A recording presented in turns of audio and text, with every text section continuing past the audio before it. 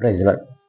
తండ్రి, కుమార, పరిశుద్ధాత్మ ఏక నామమును బట్టి ఈ ఉదయకాల సమయమున అందరికీ కూడా శుభాభివందనములు తెలియజేసుకుంటున్నాను. ఈ దినం మనం ఉపవాస దినములలో 6వ దినం నాకు చేరి ఉన్నాం. ఇటు చేరి ఉన్నటువంటి మనందరికీ కూడా దేవుడు ఏ రీతిగా మనం ఉపవాస క్రమమును ఆచరించాలో, ఎలా మనము దేవునికి దగ్గరగా చేరువ కావాలో ప్రభువుల వారు సూటిగా మనందరితో కూడా మాట్లాడుతున్నారు. అది చూడండి, మనము సత్క్రియల చేయగలిగినటువంటి మనస్తత్వమును ఈ లోకములో మనం కలిగి ఉండాలి. ఇట్టి సత్క్రియలు చేయడం వలన దేవునిని మహిమపరిచే రీతిగా మనం ఉంటాం. మరి ఉపవాస క్రమంలో సత్క్రియలు చేసి దేవునితో సంబంధమును మనము అతి సమీపముగా కలిగి ఉండాలని దేవుని వాక్యాన్ని సెలవిస్తుంది. అది చూద్దాము. మత్తయి శుభవార్త 5వ అధ్యాయము 16వ లేఖనాన్ని మనం చూసినట్లయితే, మనుషులు మీ సత్క్రియలను చూచి పరలోకమందున్న మీ తండ్రిని మహిమపరచునట్లు వారి ఎదుట మీ వెలుగు ప్రకాశింపనీయుడి. అవును, మన యొక్క సత్క్రియలను అంటే మంచి పనులను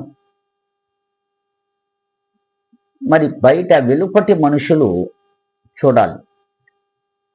చూచి మరి ఎప్పుడైతే వారు దేవుణ్ణి మహిమపరిచే రీతిగా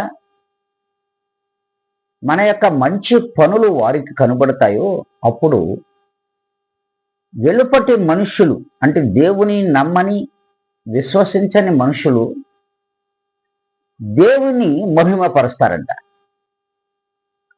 అందుకే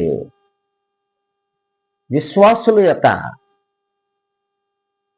మరి మంచి పనుల చేత ఇతర మనుషుల మీద దేవుని యొక్క వెలుగును ప్రకాశింపనీయాలి అని దేవుని వాక్యం సెలవిస్తుంది. అంటే దేవుడు మీకు వెలుగై ఉన్నాడు. వెలుగై ఉన్నటువంటి మీరు వెలుపటి మనుషులను మరి వారి మీదను వారి కుటుంబముల మీదను మీ వెలుగును ప్రకాశమానంగా వెలుగొందే రీతిగా మనం ఈ లోకంలో మరి క్రైస్తవులు అనబడినటువంటి క్రీస్తు మార్గములో నడుస్తున్నటువంటి మనుషులు ఈ రీతిగా వెలుగును సంతరించుకొని ఉండాలి. ఇలా మనం ఉన్నామా లేదా అనేది మనలను మనము ఆత్మ పరిశీలన చేసుకోవాలి. ఉపవాసం ఉంటున్నాం, మరి కాదనలేదు. ఉపవాసమునకు మనము 5 రోజులు పూర్తి చేసుకొని 40 రోజులకు మరి 6వ దినమునకు మనం వచ్చున్నాం, సమీపించున్నాం. ఈ 6వ దినమున దేవుడు మనందరితో మరి ఈ రీతిగా మాట్లాడుతున్నాడు. దేవుడు వెలుగై ఉన్నాడు. ఆయన యందు ఎంత మాత్రమునో చీకటి లేదు. ఆయన మార్గములో నడుచుచున్న వారు కూడా అట్టి వెలుగై ఉండాలి. ఈ వెలుగు దేవుని నమ్మని విశ్వసించని వారిపైన ప్రకాశింపనీయాలి. మరి అలా మన పనుల చేత మన యొక్క మార్గముల చేత దేవుణ్ణి ఆ రీతిగా మహిమపరిచే వారిగా మనం ఉన్నామా లేదా అని ఆత్మ పరిశీలన చేసుకోవాలి. మరి ఎప్పుడైతే నీవు దేవునికి దగ్గరగా జరగాలి, దేవునిని సమీపించాలనుకుంటే ముందు నీ చెడు క్రియలను ఈ లోకము నుండి నీ నుండి విడిచిపెట్టాలి.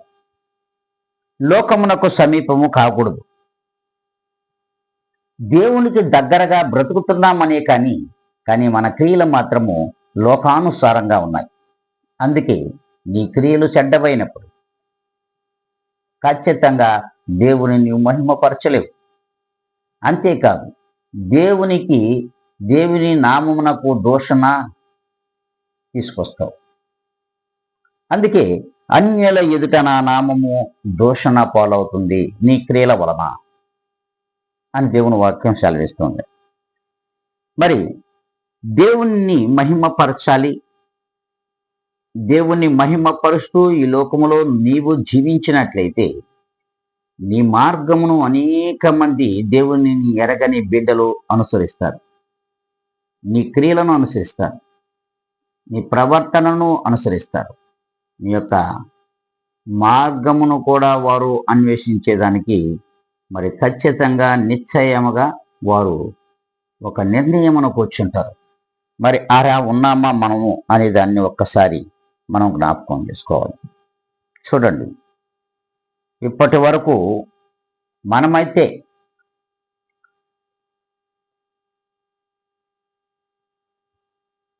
కళ్ళతోనూ, చెవులతోనూ, మరి కాళ్ళతోనూ, చేతులతోనూ మనం అనేకమైన క్రియలలో, మరి విశ్వాసము లేని క్రియలలో మనం జీవించాం. కానీ విశ్వాసపరమైన క్రైస్తవులుగా మనము జీవిస్తూ నడుస్తూనే ఉన్నాం. కానీ మనలో అట్టి విశ్వాస్యత ఎక్కడో కొరవడింది. దానిని నువ్వు సరి చేసుకోవాలి. నువ్వు సరి చేసుకొని నిన్ను నువ్వు సరి చూసుకోవాలి. నిన్ను నువ్వు ఈ పరిశుద్ధ గ్రంథము అని ఈ అర్థములో నిన్ను నువ్వు చూసుకోగలిగినట్లయితే నీ క్రియలన్నీ కూడా మారిపోతాయి ఈ 40 రోజుల లోపలే. అందుకే 40 దినములు నువ్వు ఉపవాస క్రమమును అనుసరించచ్చు. 6వ దినమునకు నేను చేరి ఉండగా మరి మాత్రము కూడా నీలో మార్పు లేనట్లయితే ఈ దినము నుండి దేవునికి ఇష్టమైనటువంటి క్రియలను జరిగించు. దేవునికి మంచి పనుల చేత దేవునిని మెప్పించు. అందుకే వీటన్నిటి నుండి, చెడు క్రియలన్నిటి నుండి మరి నువ్వు విడుదల పొంది సత్క్రియలను జరిగించు వాడిగా నువ్వు ఉన్నట్లయితే ఖచ్చితంగా దేవునిలో ముక్తిని సాధించుకుంటావు. దేవునిలో ఒక స్పష్టమైనటువంటి యథార్థత, నీతి నీలో కనిపిస్తుంది. అందుకే ప్రభువులు వారు స్పష్టంగా సెలవిస్తూ ఉన్నారు, నీ వస్త్రములను కాదు నువ్వు చించుకోవాల్సింది ఉపవాస దినములలో. ప్రియమైన దేవుని బిడ్డ, నీ వస్త్రములను కాదు ఈ ఉపవాస దినములలో నువ్వు చించుకొని ప్రార్థించాల్సింది నీ హృదయాన్ని చించుకోవాలి. నీ హృదయమును చించుకొని దేవుని ఎదుట సాగిలిపడి నమస్కరించి ఉపవాస దినమును క్రమమును ఆచరించినట్లయితే 40 దినముల తరువాత కూడా నువ్వు అట్టి క్రమము నుండి ఏ నాడు కూడా తప్పిపోవు. ప్రియమైన విశ్వాసి, అందుకే ఆయన క్షమించే దేవుడు. ఎన్నడూ కూడా నిన్ను క్షమించక మానడు. నీవు నిన్నటి వరకు చేసిన తప్పులను విడిచేయి. నిన్నటి వరకు దేవునికి వ్యతిరేకమైన క్రియలతో దేవుని నొప్పించావేమో, ఈ దినం నుండి దేవుణ్ణి మెప్పించే వారిలో నువ్వు చేరు. అంతేకాదు, నీ వెలుగు దేవుని మార్గములోనికి రాలేక సతమతం అవుతున్నటువంటి లోక మనుషుల మీద ప్రకాశింపనియండి. అవును, దేవుని ఎరగని బిడ్డలు అనేక మంది జనులు ఈ లోకములో ఉన్నారు. అట్టి అజ్ఞానుల వలె జీవిస్తున్నటువంటి వారి మీద నీ యొక్క వెలుగును ప్రకాశింపనియండి. నీ సత్క్రియలతో వారిని మెప్పించండి. వారిని దేవుని మార్గంలోనికి రావడానికి ఒప్పించండి. నీ క్రియల వలన మాత్రమే వారిని దేవుని మార్గంలో, క్రీస్తు మార్గంలోనికి నడిపించడానికి, సన్మార్గంలో నడిపించడానికి వీలు పడుతుందే తప్ప మనము అట్టి సత్క్రియలను విడిచి, మంచి పనులను విడిచిపెట్టి చెడు పనులను కూడా ఈ 40 దినములలో నువ్వు చేస్తూనే పోతూ ఉంటే ఉపవాసం చేసి కూడా ప్రయోజనము శూన్యం. అందుకే ఈ దినము నుండి నీ యొక్క సత్క్రియల వలన, అంటే మంచి పనుల వలన, శ్రేష్టమైన పనుల వలన, దేవుని మెచ్చే పనుల వలన మరి ఇతరులను మెప్పించండి. ఇతరులను మీ మార్గంలో నడవడానికి కృప చూపునట్లుగా దేవుడే మిమ్మల్ని కూడా ఆ రీతిగా నడిపిస్తారు. అలాంటి కృపను ఈ దినము నుండైనా సరే మనము సంపాదించుకుందాము. దేవుని దయ వలన దేవుని మెప్పించే రీతిగా మన క్రియలతో దేవుణ్ణి వెంబడిస్తాం అనుకుంటే ఇప్పుడే అందరం కూడా తలలు వంచుకుందాం, కళ్ళు మూసుకుందాం, ప్రార్థనలో ఏకీవిద్దాం.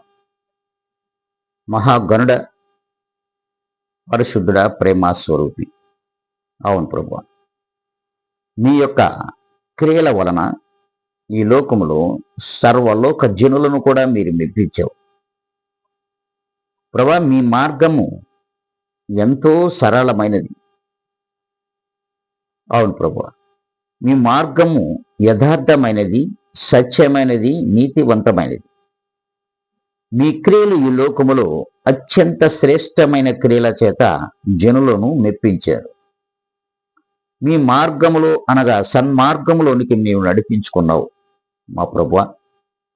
ఈ ఉదయకాల సమయంన ఇదిగోనైనా వింటున్న వారిని మరి చూస్తున్న వారిని ప్రతి ఒక్కరిని కూడా ఒక్కసారి జ్ఞాపకం చేసుకోండి ప్రభువా. వినగలిగిన చెవులను వారికి దయచేయండి. గ్రహించగలిగినటువంటి మనసును ప్రతి ఒక్కరికి దయచేయమని బ్రతిములాడుకుంటున్నాను. ఇదిగో మా సక్రియల వలన మాత్రమే మిమ్మల్ని మెప్పించగలం.